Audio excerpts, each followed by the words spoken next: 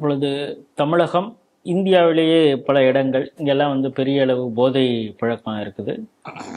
அதோடைய உற்பத்தி அதை கடத்துறது, அதை பிஸ்னஸ் ஆகிறது இப்படின்னு பல விஷயங்கள் நடந்துகிட்டு இருக்கு. ஆரம்பத்தில் வந்து பஞ்சாப் வழியாக வந்துகிட்டு இருந்தது அப்படிங்கிறாங்க. இப்போ வந்து குஜராத் போர்ட் வழியாக வந்து வேறு விதமாக அப்படி போகுதுன்னு இப்போ எல்லாமே இப்பொழுது சமீபத்தில் என்ன சொல்கிறாங்கன்னா, தமிழகம் வழியாக தான் இலங்கைக்கு இந்த போதைப் பொருட்கள்லாம் கடத்தப்படுகிறது. இது வந்து ஒரு ஹப்பு மாதிரி வச்சிருக்கிறாங்க. இது குறிப்பாக பாகிஸ்தான், ஆப்கான்லேருந்து இந்த போதைக்கு வந்து தமிழகம் வழியாக இலங்கைக்கு கடத்தப்படுகிறது. இதில் பெரும்பாலும் வந்து இதில் பயங்கரவாதிகளும் பயங்கரவாத அமைப்புகளும் கூட இதில் வந்து அவங்களுடைய கை இருக்கு. இது குறித்து என்சிபியுடைய இயக்குனர் அரவிந்தன் ஐபிஎஸும் தெரிவிச்சிருக்காரு. இந்த செய்தி எப்படி பார்க்குறேன்? எனக்கு ஒரு செய்தி வந்தது. முக்கியமான அமைச்சர்கள் ராமேஸ்வரத்தில் மீனவர் தலைவர்களை பார்த்து பாஜக ஆட்சியில் இருக்கும்போது, அதாவது திமுக ஆட்சிக்கு வந்த பிறகு, நீங்க தைரியமா சட்டத்தை மீறி மீன்பிடிங்க, ஏதாவது வந்தா நாங்க பார்த்துப்போம், சட்டத்தை மீறி மீன்பிடிங்கள், நாங்க வந்தா பார்த்துப்போம் அப்படின்னு சொல்லிட்டு வந்ததா. ஏன்னா பாஜக ஆட்சிக்கு வந்து 2014 எல்லா பிரச்சனையும் குறைஞ்சிருந்தது. 2021 அப்புறம் மீனவர்களுடைய இல்லீகல் ஆக்டிவிட்டிஸ் கூடி இருக்கு. அப்ப முதல்ல ஏன் இல்லை, இப்ப ஏன் கூடுது அப்படின்னா, திமுகவினுடைய அமைச்சர்கள் மீனவர்களை சந்தித்து தைரியமாக இல்லீகல் ஆக்டிவிட்டிஸ் பண்ணுங்கள் என்று சொன்னதாக செய்தி வந்திருக்கிறது. கடத்தல் பண்றது யாரு? தமிழ்நாட்டில் போதைப் பொருள் கடத்தல் பண்றது யாரு? திமுகவினுடைய அயலக பிரிவினுடைய தலைமையே அதைத்தான் செய்கிறதுங்கிறதா இங்க குற்றச்சாட்டு. ஜாஃபர் சாதிக் அதுல தானே, அந்த அணியில தானே இருந்தார். ஜாஃபர் சாதிக் அந்த அணியில தான் இருந்தார். அப்போ அரசாங்கம் சொல்லுவதை அவர்கள் செய்கிறார்கள். அரசாங்கம் இந்த இல்லீகல் ஆக்டிவிட்டிஸை ப்ரொமோட் பண்ணது. ஆகையினாலதான் இன்னைக்கு பாலியல் கொடுமை கூடியிருக்கிறது. சார், இன்னைக்கு இந்த போதை கடத்தல் இவங்க எது கேட்டாலும் குஜராத்ல இருந்து வருகிறது பார், அங்கேருந்து வருகிறது பார், பிடிக்கிறாங்கிறத இவங்க சொல்றதே இல்லை. சார், எவ்வளவு வருது, எவ்வளவு கொண்டு வாரீங்கிறத ஒவ்வொரு தடவையும் பிடிச்சிட்டே தான் இருக்காங்க, ஒவ்வொரு தடவையும் வந்துகிட்டே தான் இருக்கு. ஆனால் போதை கட்டுப்பாட்டு காவல் அவர்கள் சொல்லுகிறார்கள் என்றால் கையில டாக்குமெண்ட் இல்லாம சொல்ல போறதே கிடையாது. தமிழ்நாட்டு போதையின் பிச்சில் இருக்கிறதானா அதுல 3 பேரை குறிவைத்து இந்த போதைப் பொருள் விற்பனையில ட்ராப் பண்றாங்க. ஒன்று ஐடியில வேலை பார்க்குறாங்க, 2வது மாணவ மாணவியர், 3வது சுற்றுலால வர்றவங்க.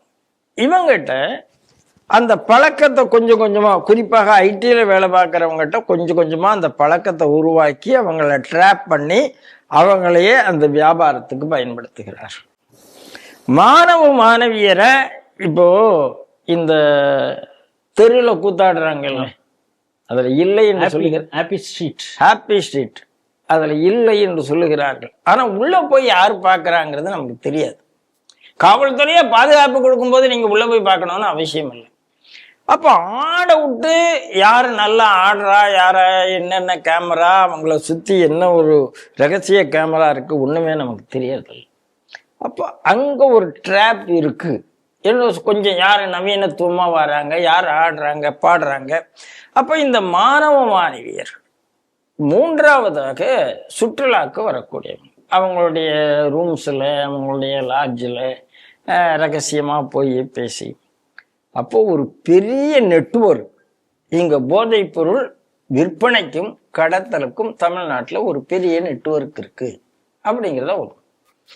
இதுல நமக்கு மாட்டு கருத்தே இல்லைங்க. தமிழகம் அப்படித்தான் இருக்கிறதுங்கிறது தான் நமக்கு. இப்போ வைகோ ஒரு நடைப்பயணம் போறாருங்க. எனக்கு வேடிக்கையா இருக்கு. வைகோவனுடைய நடைப்பயணம் வந்து மதுவிலக்கை அமுல்படுத்த சொல்லி மதுக்கு எதிராக அப்படின்னு சொல்றாங்க. இராணுவத்தை ஆட்களை தேர்வு செய்வது போல அவர் தேர்வு செய்கிறார் அப்படின்லாம் யூடியூப்ல வந்து ஷார்ட்ஸ் எல்லாம் வந்துட்டு இருக்கு. என்னதை தேர்வு செய்தான்னு எனக்கு தெரியாது. ஆனா யாரை வச்சு அந்த ஊர்வலத்தை ஆரம்பிச்சாரு, அந்த பாத யாத்திரையை ஆரம்பிச்சாருங்கிற முதல் கேள்வி. சட்டம் ஒழுங்கு சீர்கட்டு போய் மது ரோட்ல தண்ணி மாதிரி ஓடக்கூடிய ஒரு மாநிலத்தினுடைய அவரை வைத்துத்தான் ஆரம்பிக்கிறார். இதை விட நான் சொல்லணும்னு அவசியம் இல்லை. சரி, ஏதோ பிரச்சாரம் பண்றார், நல்லதுன்னு விட்டுருவோம். பாமகவும் பிரச்சாரம் பண்ண. எனக்கு ஆச்சரியம் என்ன தெரியுமா, கம்யூனிஸ்ட் கட்சி இந்த பிரச்சாரம் செய்யவே இல்லை. போதைப் பொருளுக்கு எதிராக அவங்க பெரிய சார், அதாவது கேரளால அந்த கம்யூனிஸ்ட் ஊர்வலம் போகும்போது இந்த ஜிந்தாபாத் ஜிந்தாபாத், அதாவது இவங்க போடுவாங்க இல்லையா, இன்குலாப் ஜிந்தாபாத், இன்குலாப் ஜிந்தாபாத், அப்படி கையில் எடுத்துட்டு திருப்பி இன்குலாப் ஜிந்தாபாத், இன்குலாப் ஜிந்தாபாத், இப்படித்தான் ஊர்வலம் போவாங்களாம். அது ஏகே கோபாலன் காலத்துல இருந்தே அந்த ஊர்வலத்தை பத்தியே சொல்லுவான். இப்போ ஊர்வலம் போகிறது கூட அவன் இடிக்கல. ஆனா ஒரு விஷயம் இருக்கு, எங்கேயாவது பாராட்டணும்னா அந்த பீடி தொழிலாளர்களுடைய அந்தந்த இடத்துல போய் மத்தியானம் உட்காந்து பேப்பரை படிச்சு கம்யூனிஸ்டத்தை உள்ள உருவாக்கி அவங்க வளர்த்த விதம்னு ஒண்ணு இருக்கு. ஆனால் எதையுமே அவர்கள் போதையை கண்டுத்திட, எனக்கு தெரிஞ்சு most of the communist people அவர்களே போதையில் தான் இருக்கிறார். இப்ப இவர் வந்து என்ன சொல்றாருன்னா, அரவிந்தன் ஆந்திரா ஒடிசால வந்து நக்சலைட்டுகளோட பிரதான பிசினஸ். சார், நக்சல்ஸ் லைஃபே அதுதானே சார். அவங்க வந்து நீங்க பாரம்பரியமான வாழ்க்கை முறையை ஒழித்து விட்டு யார் எந்த ஆணோ எந்த பெண்ணோங்கிற ஒரு வாழ்க்கையில வாழக்கூடியவர்கள், போதையில் வாழக்கூடியவர்கள், ஒரு பாரம்பரியமா வாழ்க்கையில வாழக்கூடியவர்களை பார்த்து அவங்களுக்கு வெறுப்பு வரும், எரிச்சல் வரும், கோபம் வரும். அப்படித்தான் நக்சல் வளர்த்திருக்கிறார். அப்போ அவங்க ஏதாவது ஆர்ப்பாட்டம் பண்றார்களா போதைக்கு எதிராக அப்படின்னால் பண்ணுவது இல்லை. அப்ப நக்சல் பண்ண போறதில்லை, ஜிகாத்தீஸ் பண்ண போறதில்லை. அவங்களுக்கு இதுல வேலை இருக்கு அப்படின்னா தான் இந்து பெண்கள் மீது லவ் ஜிகாத் பண்ண முடியும். அதுல அவங்க தெளிவா இருக்கிறாங்க. அரசாங்கம் பண்ண போறதில்லை, ஏன்னா திமுக கவர்மெண்ட்டுக்கு பணமே அப்படித்தான் வந்து கொண்டே இருக்குது, அமைச்சர்கள் அப்படித்தான் சந்தித்து கொண்டு இருக்கிறார்கள், சம்பாதித்து கொண்டு இருக்கிறார்கள். அதனால தமிழ்நாடு இந்த பிரிங்க் ஆஃப் டிசாஸ்டர் அப்படின்னு நான் சொல்றேன். யார் இதை கவனிப்பா, கவனிக்கக்கூடிய ஆளே நிதானத்தில் இல்லையோ என்பதுதான் நம்முடைய சிந்தை.